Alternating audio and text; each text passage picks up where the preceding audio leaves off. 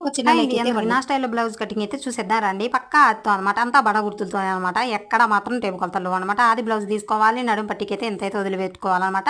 అందరైతే వదిలిపెట్టుకోరు. ఎందుకంటే నేను సన్నగానే ఉంటా కాబట్టి నేను ఇటువైపు అయితే ఒకేసారి జాయింట్ లేకుండా అయితే నడుము పట్టీ అయితే పెట్టుకుంటాను అనమాట. మెడకాడైతే ఒక టిక్ పెట్టుకోవాలనమాట. చంక భాగంలో ఒక టిక్ పెట్టుకోవాలనమాట. కట్టు బ్లౌజ్ అయితే పెట్టుకొని అయితే ఇలా అయితే కట్ చేసుకుంటాను అనమాట. ఇటువైపు వచ్చేసి అయితే మెడ అయితే పలక మెడ పెట్టుకుంటున్నా. చంక భాగంలో కొంచెం అయితే ఒక ఇంచు మందం ఎక్స్ట్రా పెట్టుకోవాలన్నమాట. ఎందుకంటే కుట్టినాక చంక దిగిద్ది కాబట్టి ఇటువైపు అయితే మళ్ళీ మనం క్రాస్కి వేసుకోవాలన్నమాట. క్రాస్కి వేసుకుంటేనే మన షేప్ పట్టి బాగా వచ్చింది అనమాట. ఇలా అయితే కటింగ్ అయితే చేసుకోవాలన్నమాట. సేమ్ టు సేమ్ కొంచెం ముందు వైపు మాత్రం మనం మెడ అయితే చూసుకోవాలన్నమాట. 6 ఇంచులు అయితే అందరూ పెట్టుకుంటారు అనమాట. మనం బ్లౌజ్ని బట్టి అయితే మనం ఇలా కొంచెం పైకి అయితే పెట్టుకొని కటింగ్ అయితే చేసుకోవాలన్నమాట. ఎందుకోసం అంటే దిగిద్ది కదా కుట్టి నాకైతే కొంచెం కుట్టు మందం దిగిద్ది కాబట్టి కొంచెం ఎక్స్ట్రా పెట్టుకోవాలన్నమాట. తర్వాత అయితే ఇలా అయితే చూసుకోవాలన్నమాట.